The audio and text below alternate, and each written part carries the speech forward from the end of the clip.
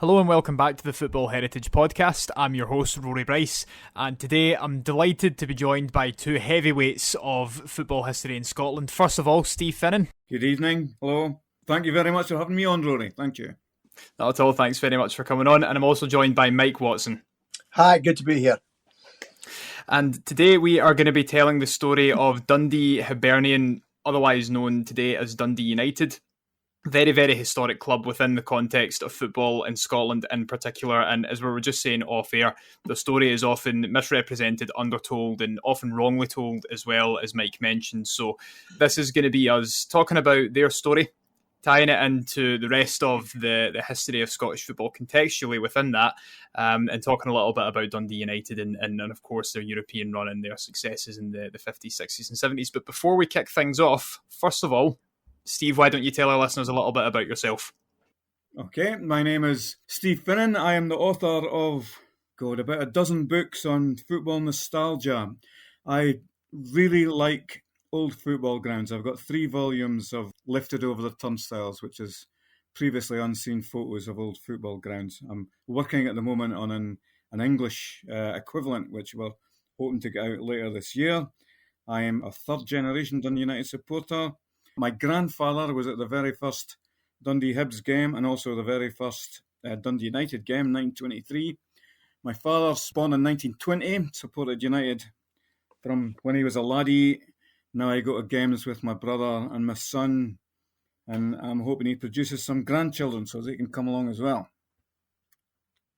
Brilliant. I was going to say, I don't think you really need any introduction to our listeners, to be honest. I think your books are very, very popular amongst lots of our listenership. Fantastic to hear there's another one coming out as well. There are several people who will be particularly happy to hear that.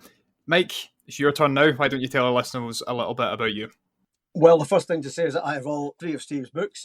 Thoroughly enjoy them, look at them regularly. I've published a number of books on United. The first history of the club in 1985 called Rags to Riches, re-updated and reissued in 1992.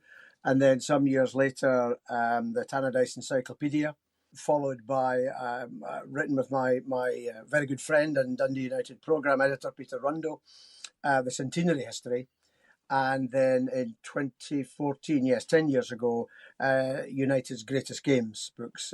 It's a feature. A lot of clubs have had that done. And so that's the latest that I've published. But I've been a contributor to the United programme since the 1980s. And I was for a while a director of the club. I can't claim a family heritage like Steve can because my family's from Glasgow and they came through when I was a nipper, and my dad was into golf, not really football. So but I did go. I can go back to the season when they won promotion in 1960. I was there in 1960 when they beat Berwick Rangers to win promotion, and that was the day before my 11th birthday. So I was 10 years old at the time, and that's a great memory. And luckily enough, quite a good few photographs, Steve, of that day survive, which yes. Are some of which are in your book, and it's great to see. So I'm delighted to be able to contribute to this and hope people will find it interesting. Absolutely, and I think people will find it interesting because the story of Dundee Hibernian, for how short they lived and the legacy that they would then go on to have and I suppose create through Dundee United is probably one of the most interesting stories of the earlier days of football within Scotland, not just for the kind of social and political connotations of it, but also I think also in how the story is told nowadays. But it really, really goes back to clubs which represented the Irish diaspora within Scotland. Aberdeen Harp, first of all, but also Dundee Harp as well. And Dundee Harp were really the precursor to Dundee Hibernian, but they didn't last very long at all, did they? Well, that's the first mistake. There's absolutely no connection between Dundee Harp and Dundee United. And I did see, subsequent to you asking me to participate in this, I looked up and read both the Aberdeen Harp and the Dundee Harp articles. The root of Dundee Hibernian, like Dundee Harp, is back in the sizable Irish immigrant community that started arriving in the city of Dundee in the sort of 1840s, partly to do with the famine, partly to do with the fact that the jute industry was there. And a lot of them came from the northwest of Ireland, the counties of Donegal and so on, in the northwest, where linen was a local cottage industry at the time it would be. And so they came with those skills, and Dundee, with its jute Mills was a very obvious place where they were likely to find work, and of course many of them did. So that community grew, and by the sort of time football began to take off in the 1880s, there was a sizable, not just that community, but then the second and in some cases third generation of that community were there. And it was noticeable that the Dundee Irish were active in forming a number of football clubs.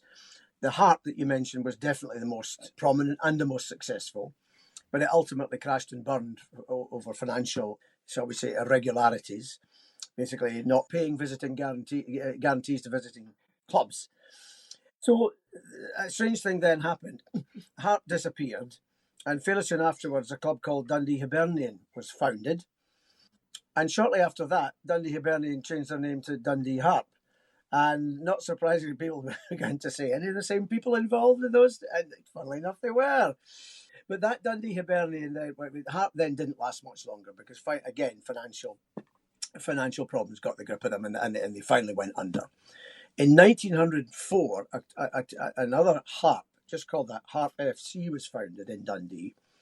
Fairly soon afterwards, changed their name to Lochee Harp, and they're still in existence today as a junior club. In fact, I went to see them play a week past Saturday, the day after Dundee United had been presented with their league trophy. What do you do on a Saturday afternoon when the season's finished? Well, you pick up the nearest game, and Dundee Harp was the one that I, with some friends, went to. So they're still going. But there's no actual connection between the Dundee Hibernian grew out of the Harp and the current one, the Dundee United. What did happen was there were clubs in Dundee. The Irish community were quite active in sporting terms. There was a Dundee United swimming club, there was a Dundee Hibernian cycling club, and there were cricket clubs with other Irish names as well. So they liked to do some physical fitness in their spare time. But anyway, nothing came of that. So between the demise of Dundee Harp in 1897 until 1909, there had not been a senior football club for the Irish community to focus on. What had happened in the interim period was that Dundee FC, founded in 1893, had become quite strong, one of the leading clubs in Scotland, in fact. And by 1909, they had missed out by single point to Celtic in the League Championship. And they were the third best supported club in Scotland after Rangers and Celtic. So they were well established. So what happened was, if you were in Dundee and you liked football, a good quality football, doesn't matter whether you were Irish or not really, you supported Dundee because they were on the doorstep, they were there to see. But there was the Irish business community felt that there should be a focus for the Dundee Irish. And this was supported quite strongly by the local media, who thought it would be good to have two clubs in the city, in a sense, building together and giving each other strength. It seemed to me Dundee FC didn't need much strength. They were doing quite well at the time. But nonetheless, in 1909, Dundee Hibernian were formed by small businessmen from the Dundee Irish community. And if you look at the names of them, there was Pat Riley was the founding father, but Timmins, Hennessy, names like that, Hannock, they were very much Irish names. But the one thing, and this again goes against, it's quite different from Hibernian in Edinburgh or Celtic when they were formed. Although their origins were absolutely transparent, there was no involvement from the Roman Catholic Church at all. And it's been said before, and I've repeated it, that the only qualification necessary to play for Dundee Hibernian was the ability to play football to the required standard. But they had green shirts and white shorts and green socks, so the heritage was quite clear.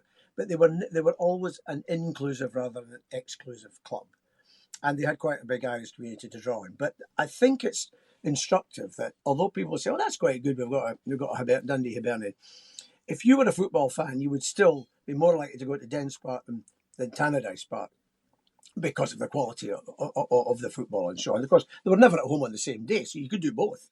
But that was the basis on which it was formed, and it didn't really have any links back to any previous club, Rory. It was a newly founded club, and as I said, there was that 12-year gap between the demise of Dundee Harp and the arrival of Dundee Hibs. Absolutely fantastic, Mike. Thoroughly enjoyed that. I've long been proud that Dundee is not a sectarian city. Indeed. And one of the reasons I have been told that this is the case is that when incomers came in from Ireland or from the Highlands or Fife or Dundee to work in the jute mills was that they weren't ghettoised with Catholics put in one place and Protestants or anybody else put in another. Everybody was mixed in. And I have been told that is one of the reasons why everybody's just the same in Dundee. They're all in the same slum housing, so they're not bothered about fighting each other because they are so mixed. And if there's any divide in Dundee, it has always been those who have money and those who do not, rather than a Catholic Protestant thing. And as I say, I am massively, massively proud of that. And when you move on, as I hope you're going to talk about the change of name, I hope that comes out as well. And I'd like to say, to this day, I don't think Dundee has anything like a Catholic Protestant divide. I think that's definitely something that we should and that we will touch on, and it's another myth that I think we should look to bust, because there is this perception that the name change had its roots within sectarianism and was certainly almost forced or pushed through on those grounds. So it's definitely something that we can come to speak about later and we can touch on. But I think Mike made quite an important distinction there, and that the difference between Dundee Hibernian and Hibernian of Edinburgh and Celtic of Glasgow is that there was no involvement from the Roman Catholic Church.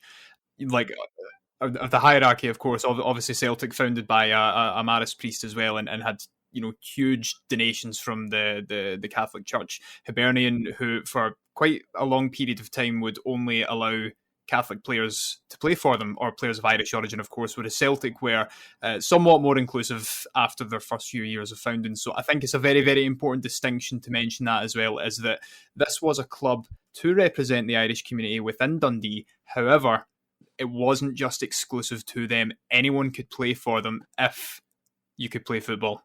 I think it's also important to say that Dundee FC have always had Catholic players. They have not operated any sort of sectarian. In fact, one of their most famous goalkeepers from the early days was very much a proud Irishman. But again, it's important, I think, to stress that it's not as if Dundee are the Protestant club or anything like that either. There has always been the appeal goes over. I'm sure in the days of the early 1910s, when Dundee had an excellent team, as I'm sure Mike will say, if you were a good player and you were of Irish extraction, you played for Dundee because they were the prime team, obviously, in the town. And I think that's quite an important thing to mention as well, just quickly, is that while there is also this perception that, of course, Rangers are the Protestant club, in air quotes, within Scotland, I think, and it's a bit strange to say, but obviously you have these football clubs springing up to represent the Irish diaspora community, not necessarily the Catholic community, but the Irish diaspora community, who were majority Catholic, whereas every other football club in the country would have been de facto a Protestant sporting club because the majority of their members would have been Protestant. There is this huge perception that, yes, don't get me wrong, the anti-Irish racism and hatred within Scotland at that time was particularly prominent and particularly vitriolic. But I don't think, for the most part, it would be fair to say that there was several clubs in Scotland who would consider themselves solely Protestant. Two, certainly, but not the majority of them. Yeah, I don't know. I mean, a lot is made of this. I mean, it's my understanding that even Rangers weren't really all that openly a Protestant club until about the First World War, when shipyard workers came over from the north of Ireland to work there and then stayed on. And I think a lot of it grew from. I'm not saying they didn't have that heritage before, but I think that really brought it out. But no, there was nothing like that in Dundee. And you're right, Steve. I mean, but it wasn't just Irish players that Dundee played. The Dundee Scottish Cup winning team of 1910 had 6 Englishmen in it, yes, which is quite interesting. Yeah, that's much more serious. And it also shows you that Dundee, is one of the top clubs in Scotland, must have been able to pay the same wages as the top clubs in England, which, when you think of the disparity in crowds, is really quite remarkable. But anyway, yeah, so there's not been that. And yes, you're right also about Dundee not having sectarianism. There's never been a Catholic area or a Protestant area, anything like that. And also, not all of the Irish that came from Ireland in the late 19th century were Catholics. I mean, mostly they were. But, you know, when you think of these, the Irish counties that I mentioned in the northwest, I mean, there was quite a few non-Catholics lived there as well. So it wasn't a given that the immigrant Irish population was Catholic, although mainly they were. Anyway, I haven't been able to find anything other than isolated incidents.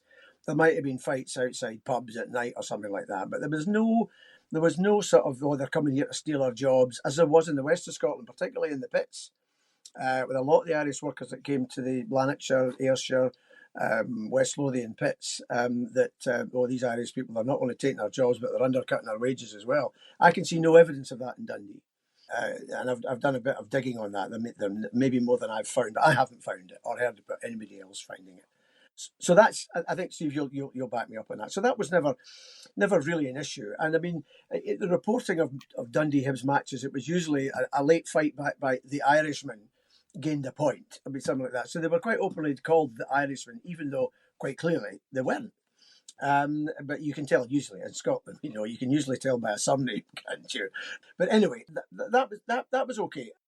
I mean, Dundee Hibs did get established. They got into the Scottish League just a year after being founded, which was remarkable, and jumping over clubs like Dunfermline and St Johnstone that had been around for 25 years. So, the people that ran the club were dynamic people, particularly Patrick Riley, who really drove things on and made things happen. And what really, I think, affected or prevented Dundee Hibernian from having a more stable base and a longer history was the war.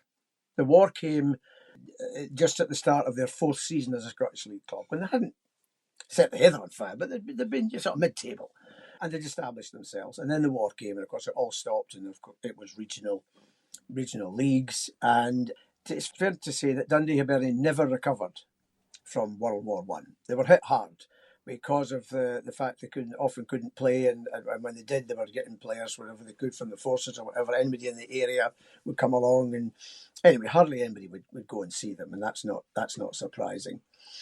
And then when it came to the end of the war, people were thinking at the club were thinking, well, that's okay, that's the war end, 1918, we'll be back into the Scottish League in 1919. No, it didn't happen, because the first division clubs decided that they were not willing to meet the demands of the second division clubs for automatic promotion and relegation, which they'd never had before when there was two divisions. So to cut the story short, in 1919-20 and 2021, Dundee Hibs respectively played in the Eastern League, which they won incidentally, the champions of the Eastern League, and the next season the Central League. And it was only when the Central League held a gun to the Scottish League's head by signing, because there was no transfer fees needed, so they could offer more money to Scottish League players, and they didn't have to pay a transfer fee, and the Scottish League then said, okay, we'll let you in, and there'll be automatic 2 up, 2 down, which there was. So it was bittersweet for Dundee United, because the part of the agreement was that the bottom 2 clubs, to even up the numbers in the 2 leagues, would drop out at the end of the season, and Dundee Hibs were one of them. So just 1 year after getting back into the Scottish League, they were out again. And Rory, you'll probably tell me the club that came to Dundee Hibs' rescue at that time. Yeah, and it's interesting because Dundee Hibs at this point, is my understanding, there's quite a bit of financial trouble going on in the background as a kind of backdrop to this. And of course, the club that comes to the rescue, much to the annoyance of many people similar to yourselves, was Dundee FC. Well, no, sorry, yes, they did. You're jumping ahead a little bit. It was Celtic that came to their aid. The reason they came to their aid was that, having been out of the Scottish League Division 2, had been relegated, and that was it. They didn't have a league to play in. They had gone back to the Eastern League, but that was then stripped of most of the teams that they had been there when they won it, and they were not even hardly recognised names. And they didn't have much recognition, Dundee Hibernian. So anyway, just in that summer of 1922, Celtic decided that they would withdraw from the Scottish Alliance, the league that had all the reserve clubs of the First Division teams in, and they recommended that Dundee Hibernian take their place. Now, that was quite a thing for Celtic to do, because they didn't have all the other teams playing in that were reserve teams of First Division clubs. And I'm not quite sure how it came about, because there hadn't been a noticeably particularly close relationship between the clubs. They'd never played. United never even played Celtic reserves or anything. But there must have been some kind of connection, because Celtic put the Hibs forward and they got in. And that really made a big difference And I always just assumed it was because of the Irish connection, if you like, which was why Celtic stepped in to save them. So yes, I think that's right. It's just that there had not been really very much evidence of it up until then. But I think when the danger was that Dundee Hibernian might go out of existence altogether, I think people at Celtic thought, well, that would be a shame to lose the obviously Irish club in Dundee, and they came. And that actually, it's not an exaggeration. I mean, some people may contest it, but it's not really an exaggeration to say that if Dundee Hibs had not got back into a national league, which the Scottish Alliance was, they might well have just gone out of existence at the end of the season. Another season in the Eastern League with 150 people there. What would have been the future? I'm pretty sure there would have been none. At the end of that season, which was 22-23, the opportunity then came to reapply for Scottish League membership. But I'm going to wind back a year, the summer of 1922. Now, we talked about the reasons for the name change, and I'm going to trace that name change back, and I'm going to say I am quite clear that although there was no great Catholic-Protestant rivalry in Dundee, what there was across most of Scotland was an antipathy to events in Ireland round, first of all, the Irish War of Independence, immediately followed by the Civil War. And I can tell you, because I have got copies of the minute books, Dundee Hibernian Board minute books, that in July of 1922, it was recorded, and I think I can even read what it said, that the team change would be made from green and white to black shorts, white shirts, and black socks. Now, no rationale appeared in the minutes.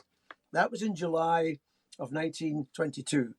The Irish Civil War had started a month earlier. And there was a lot of publicity about it, a lot of coverage of it.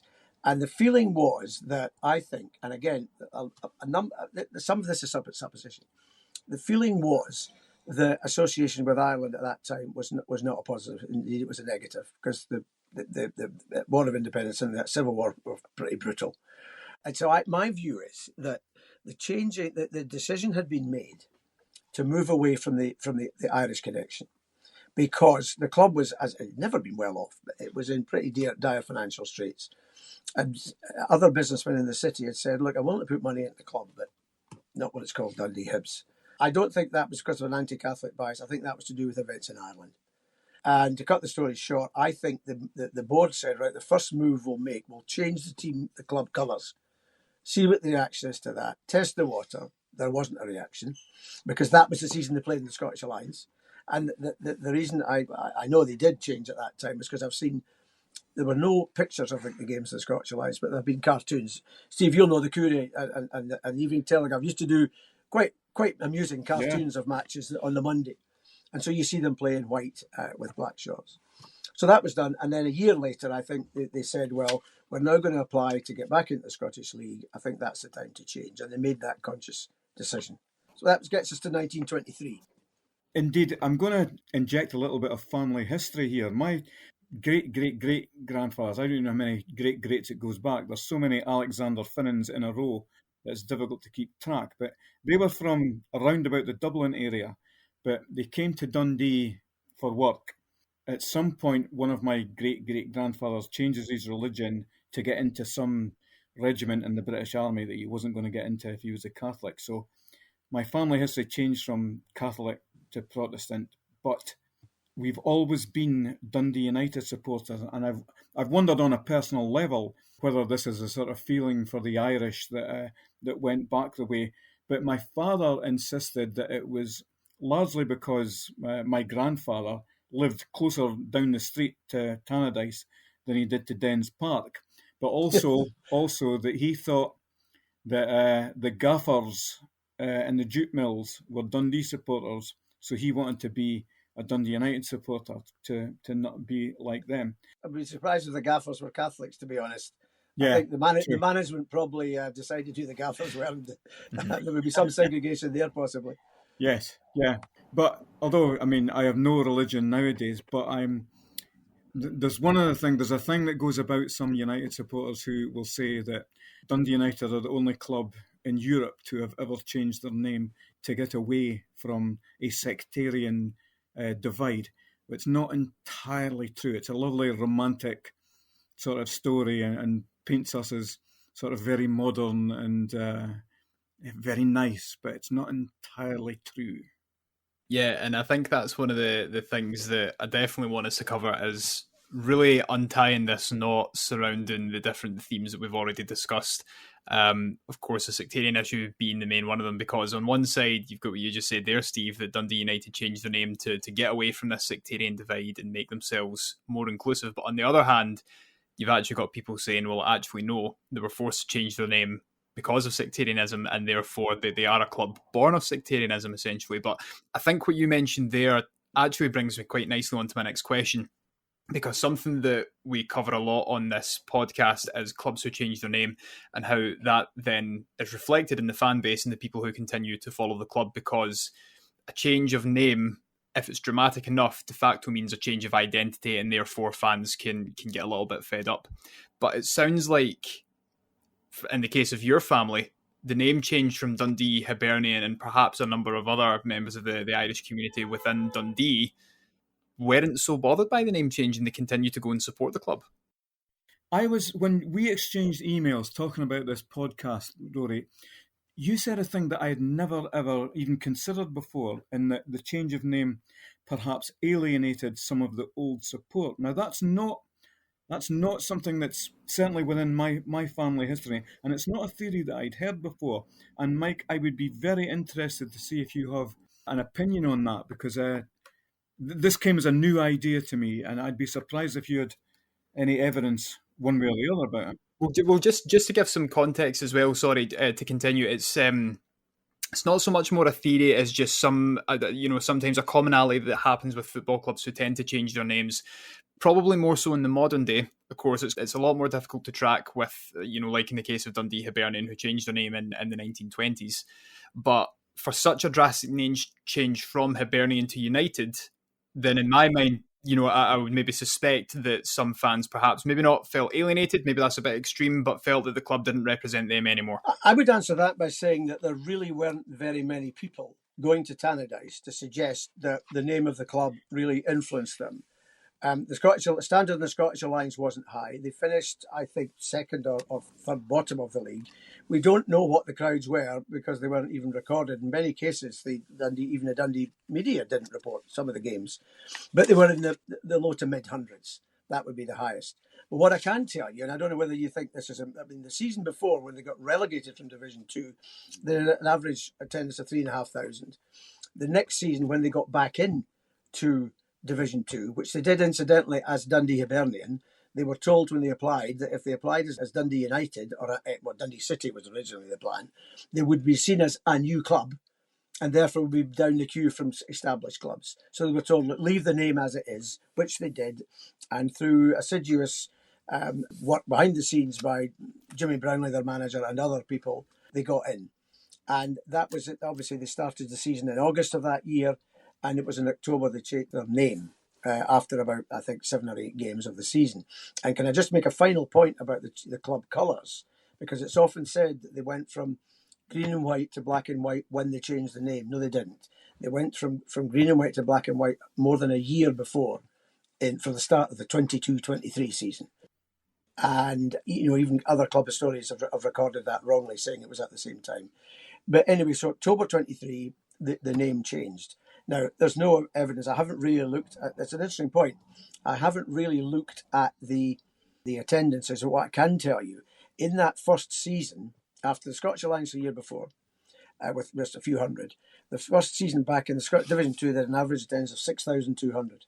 An average of 6,200. And the next season, 5,300. And that season, they were league champions of Division 2. So there's no evidence to me that there was any detrimental effect from the name change at all. I think people had rather said, well, Dundee Hibs never really did much, did they? It's a new start. It's like, and it was portrayed as a fresh start by the people who put money into the club. And my goodness, it was, because within 2 years of changing their name, they were in the first division, which nobody could have foreseen. And believe it or not, in their first season in the first division, 1925-26, they had an average attendance of over 11,000. And here's the killer, Steve, higher than Dundee. Oh, Dundee were a few hundred lower than that for an average. So that was really something. So there's no evidence that put people off. If anything, it acted the other way. Again, my father would always tell me that there was a latent Dundee United support in the town because Dundee United were seen as the rebels, the non-establishment club, and that people sort of willed them on. He would also say that whenever Dundee played United invariably won. It was because you got the notion of the workers kicking lumps out the gaffers and that sort of thing. I don't know if that's true. Maybe my father's politics coming into it. Well, there certainly was that divide. There was a class divide in the ownership of the clubs. I mean, it was establishment people, the Duke barons and the big city businessmen that were put their money into Dundee, whereas Dundee United, even after the name change, were still the small businessmen.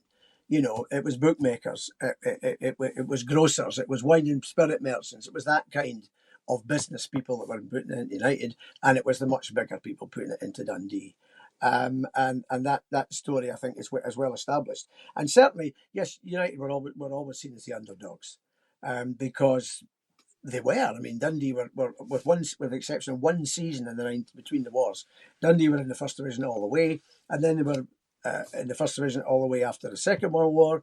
They were one of the biggest clubs again, huge crowds at Downs Park, won the League Cup twice, won the League Championship in '62. So they were definitely the big club. So you were always kicking against it if you were a United fan. There's no doubt about that. And that's the way I felt as well in the early days. But, yes, that's why that picture I mentioned on the wall of the 5-0 win at Dens, the so-called Dens Park massacre of '65, was such a big thing. Because that really was a turning point when you began to say, you're not a big club in the city now. Yeah, that's very true. The turnaround doesn't come with Jim McLean. The turnaround has started in the mid-1960s. I believe after Dundee won the league, they only finished above United one more time in the 1960s because United were very much on the up. There's a thing that Dundee United don't get credit for, which I think should be recognised throughout Scotland, if not throughout Britain. There are many, many clubs, Clyde, for instance, who've won the Scottish Cup a couple of times, who have tumbled down from the top of the game to the bottom, or Third Lanark, of course, who had great success in the old days, who have tumbled down. But Dundee United came from a club, with no offence to the likes of East Stirlingshire or Albion Rovers, but we bobbled along at the bottom of Scottish football, but have hauled themselves up to be now, as they are, I think, the sixth largest club in the country, and have been for the past 50 years. But no other club... Certainly within my lifetime, I'd put Dundee United in the top six, if not the top five within the country. Yep. No other club has taken that journey in Scotland. None of them. And support as well. Yeah. That's been consistent. That has certainly been consistent since the 80s in terms of the level of support they get. The success in the 80s helps that, but again, as I say, my father would always say on the shop floor, they're all United supporters, and the people in the accountancy offices are going to the golf clubs. They're the Dundee supporters, and to be honest, I don't even know if it's true. It's probably not entirely true, but I really love that sort of working man's club, rebel club. Upsetting the apple cart and changing football around in this city until it's standing on its head. And there's a thing again from the 1967 once they started playing in Tangerine. If you look at Dundee United's crowd enjoying themselves, it looks like a fiesta, all that Tangerine stuff. Whereas you look at Dundee, it's not their fault, but it's dark blue and it looks like a funeral that's got a little bit out of hand. And I've always thought that United supporters know how to enjoy themselves, and again that attracts youngsters in because it's a party atmosphere much more than it is at Dens. I may be biased, dare I say it, about my own club as well. There's something that's far more attractive, in my opinion, about loads of people in green and white having a great time as opposed to loads of people in, not quite electric blue, but certainly that same colour of blue, not as dark as Dundee. And I think there is something in that as well. And I think it's an intangible thing. And from a heritage perspective, you would call it an intangible. It's not something that can overly be justified or very easily described unless you see it and experience it. Mm-hmm. Yeah, absolutely. But these things are all parts of being a football supporter and being part of a larger fan group. And most football supporters, I think, will typically go with the underdog. If let's just say a team, they'll typically go with the team. I certainly do. Anytime you're looking for somebody to win, you're wanting the underdog just to prove people wrong. I don't watch much of the English Premier League. I record match of the day, but I wouldn't watch Manchester City 2, Brentford 0, but I'd watch Manchester City 0, Brentford 2, because that's something I want to see. And that's my view. That's my view of it. If the underdog does something, great. Otherwise, it's not great of interest to me. Mm-hmm. I totally agree. And again, it's all these brilliant stories and all these intangible things that really make, talking about football history. And as we were saying off air, Steve, speaking to people about nostalgia and memories, these things all play into it as part of the phenomenon of experience and what it's like to be a football supporter. Just before we go on to Dundee United's, some might say, unprecedented success in the 60s and 70s, the name change. We need to talk a little bit more about the name change because, as I mentioned, there's a bit of a knot to untie here and a lot of things that we need to unpick before we go on and give everyone a definitive answer as to whether or not it was a sectarian action or not. Okay, well, you mentioned earlier, Rory, that Dundee had a role to play in the name change. And yes, they did. Yes, they undoubtedly did, because the management of Dundee United had agreed that they wanted to move away from Dundee Hibernian, and the name that they chose was Dundee City. And what they did was they actually changed the name of the limited company from the Dundee Hibernian Football Athletic Club to Dundee City Football and Athletic Club. But they'd done that before they decided to apply, well, at the same time as they were applying for league membership, when the Scottish League said, no, you can't change your name, you'll be a new club. So what happened was Dundee City Athletic Club was the official registered name in terms of being a limited company, but they played and had to play as Dundee Hibernian because otherwise they wouldn't have got into the league. So that went on for a few months, and then the decision was made, well, we're going to change the name now. What will it be? And it turned out that when they went to try and maintain the name Dundee City, Dundee FC said, no, we're not having that. That could cause, and I kid you not, that could cause confusion in correspondence. That's the class thing against Steve. They're saying posters are no awfully bright. They'll never know the difference. They'll deliver the letters to their own club. Utter nonsense. I think they thought, well, Dundee City sounds a bit more grand than Dundee FC, perhaps. I don't know. Anyway, but it's down to that as well. And there's a Celtic connection. There's a Celtic connection here as well. And what happened was at the Scottish League AGM. I'm just trying to find the actual figures here in front of me.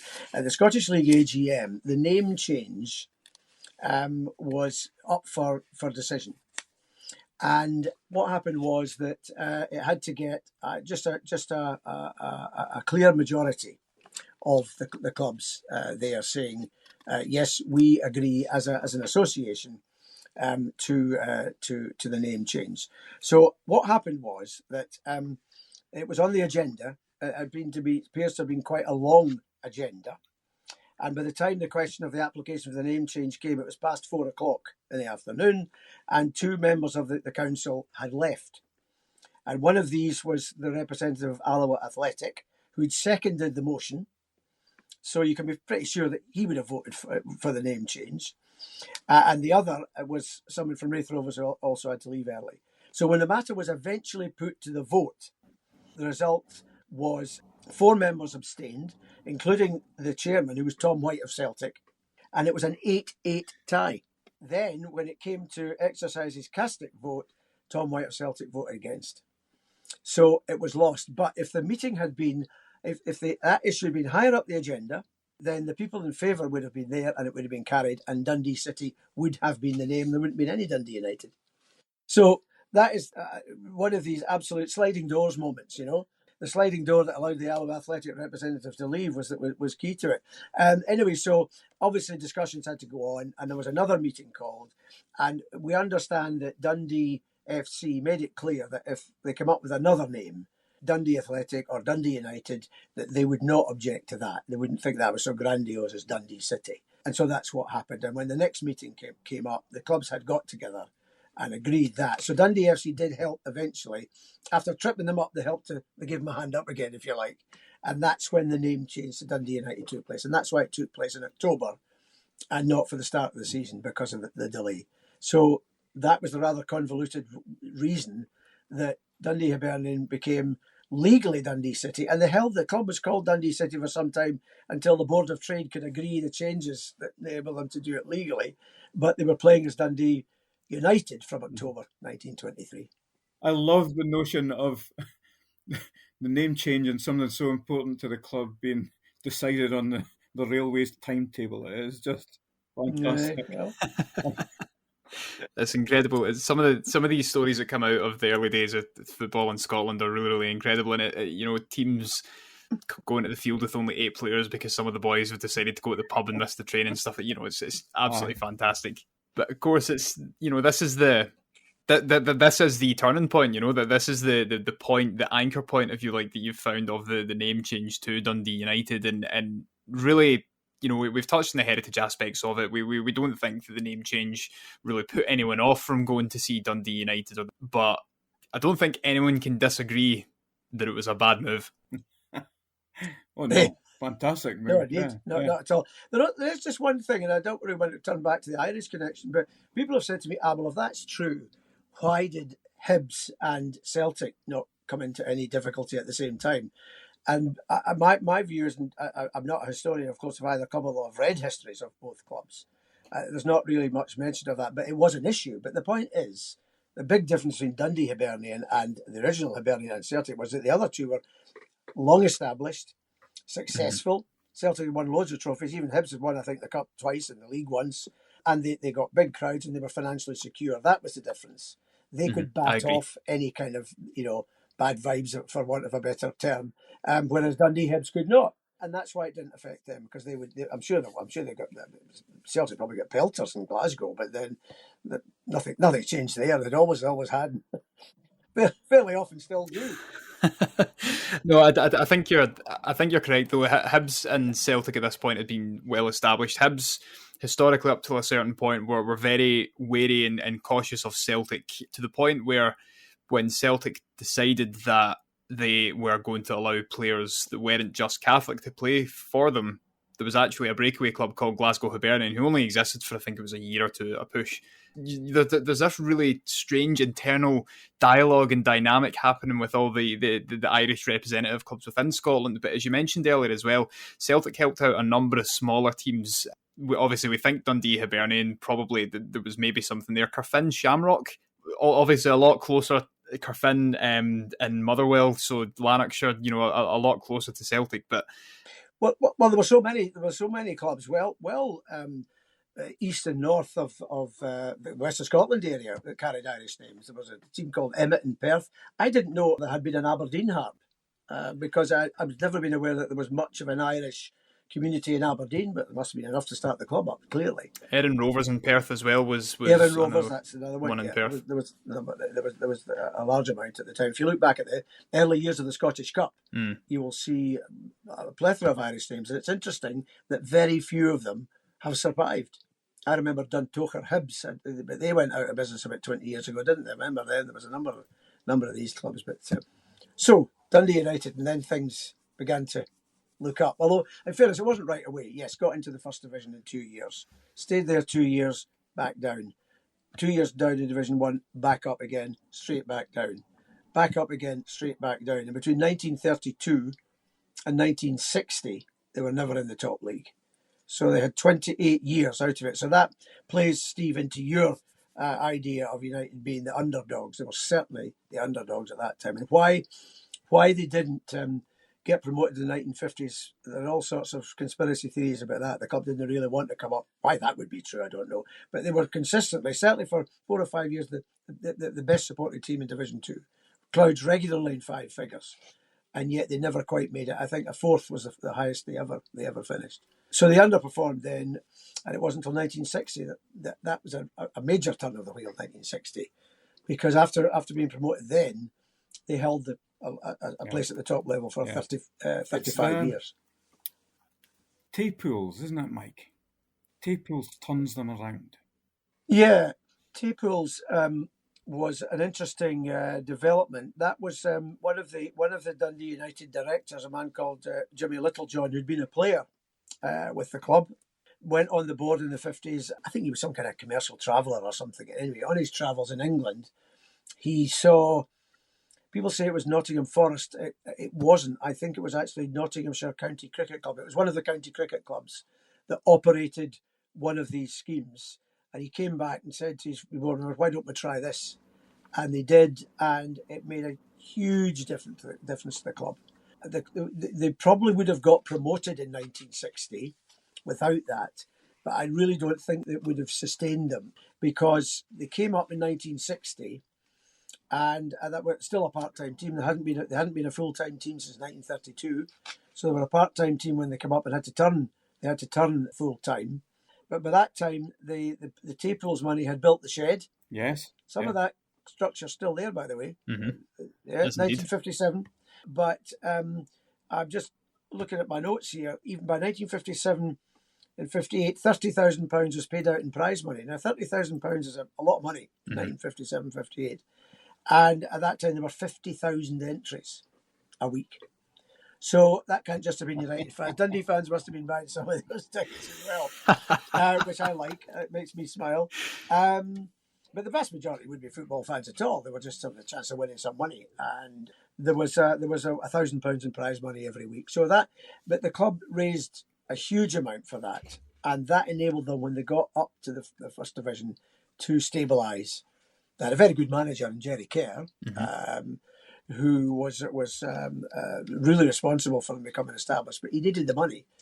When he was appointed in 1959, they'd finished third bottom of Division 2. And they said, well, we want you to be our manager, and we want you to get us promoted. He went, promoted? When were you last in the first division? Where did you finish last season? And so he said, I admire your, what I don't imagine, he said something like, well, I admire your ambition, but I'll tell you what, if we're going to have a good go at promotion, we've got to be full-time. Ooh, full-time.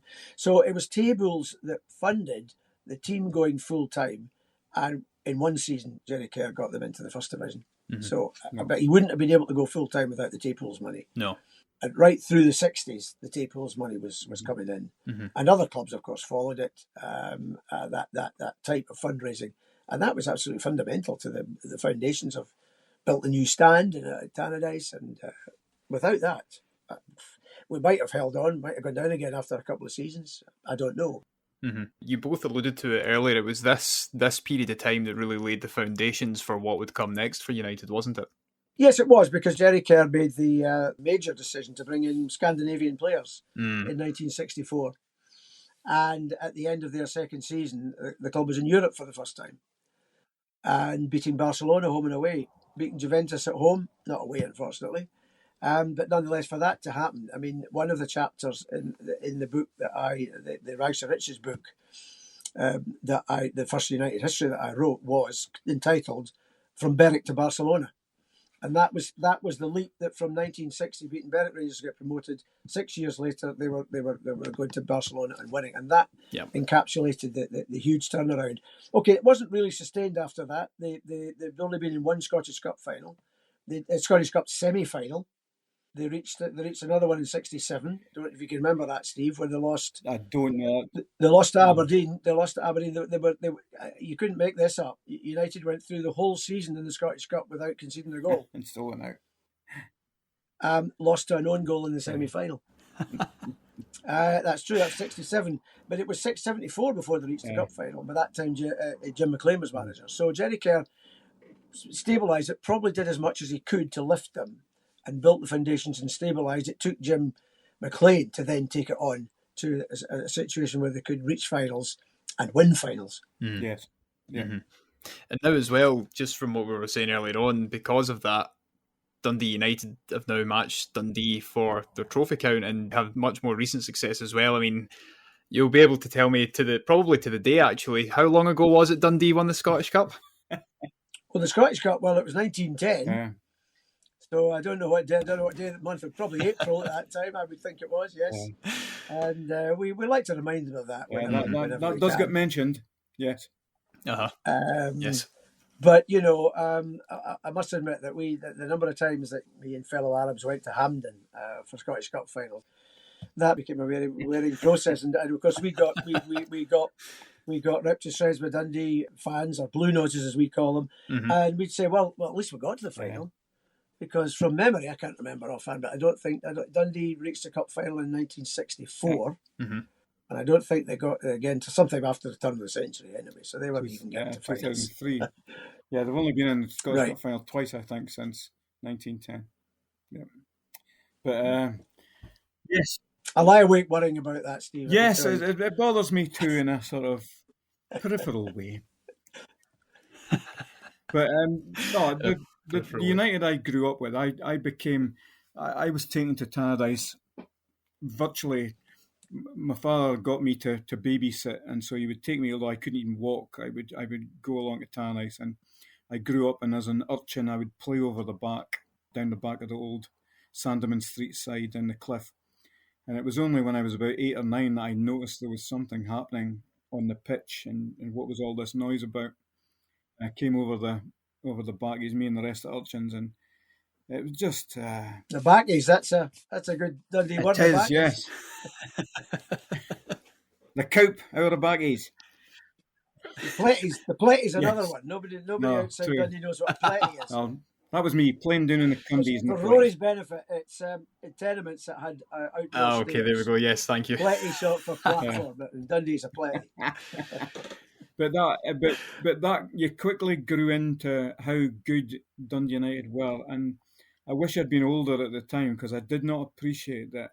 By the time we get to the late 70s, early 80s, doesn't matter which team's coming along at Tannadice, anybody from Roma to Borussia Mönchengladbach, you get them on the park and you think, we can beat this lot.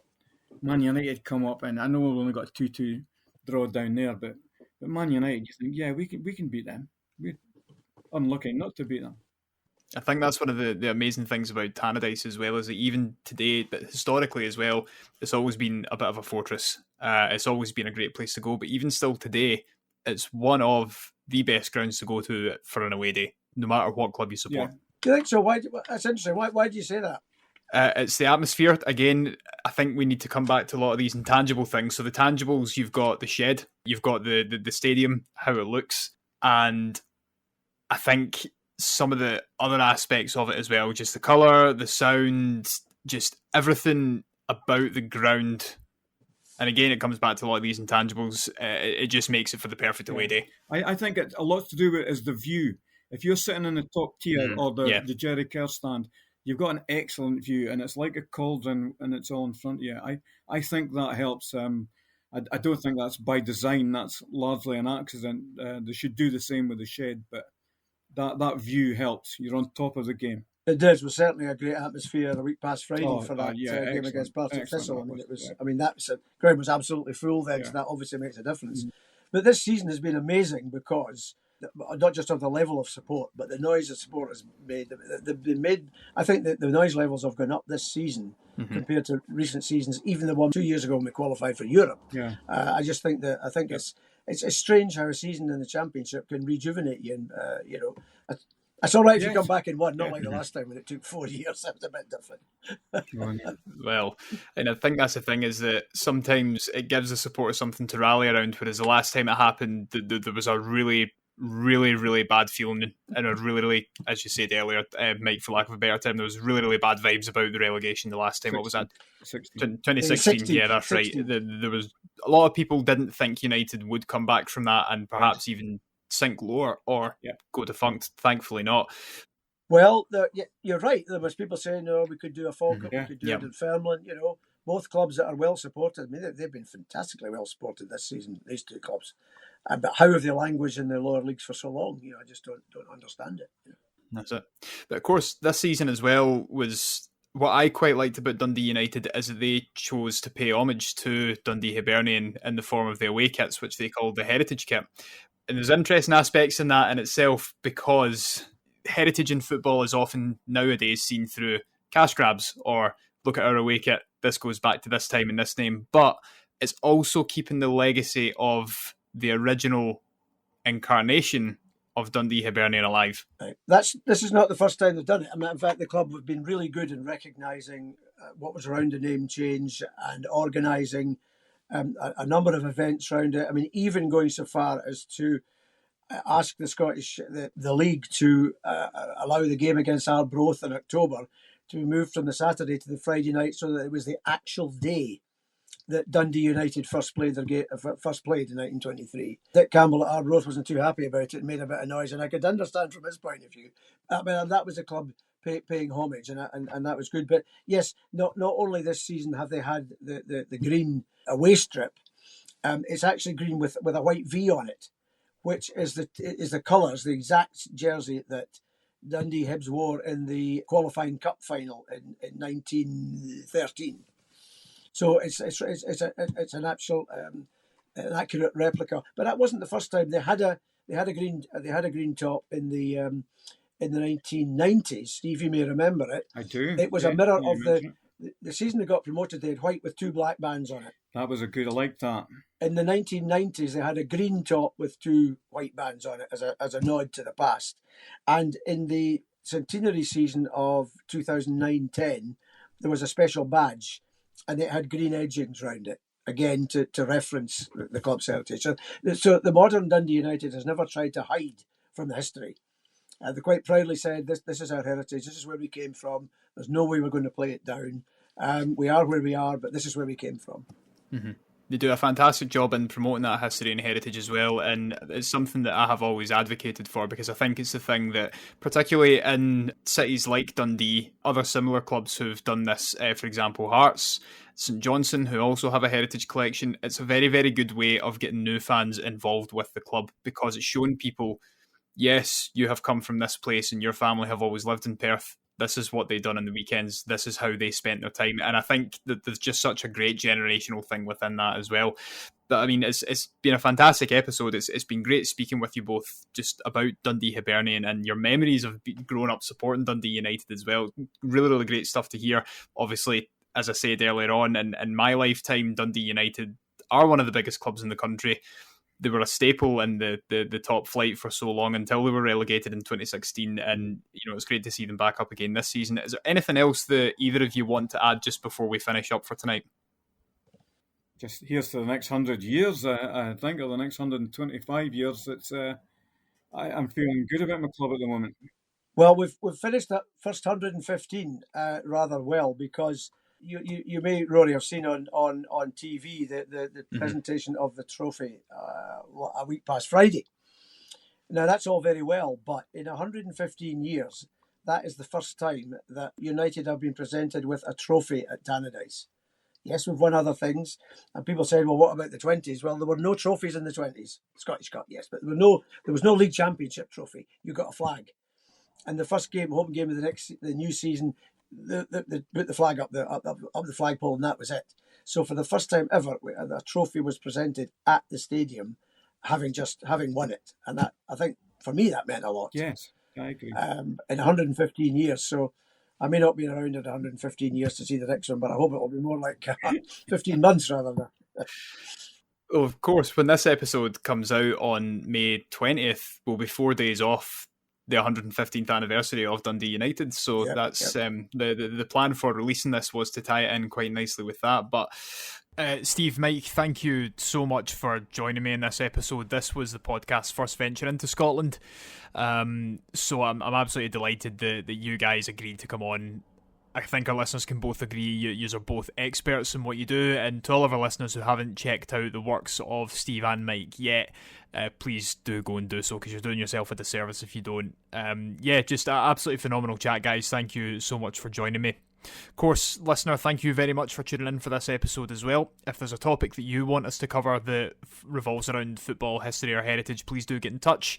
You can DM us on X, that's @_footyheritage, or you can email us at hello@footballheritage.co.uk. It can be anything related to football, history, heritage, identity, culture, community, religion, politics, place, lost clubs, lost grounds, you name it.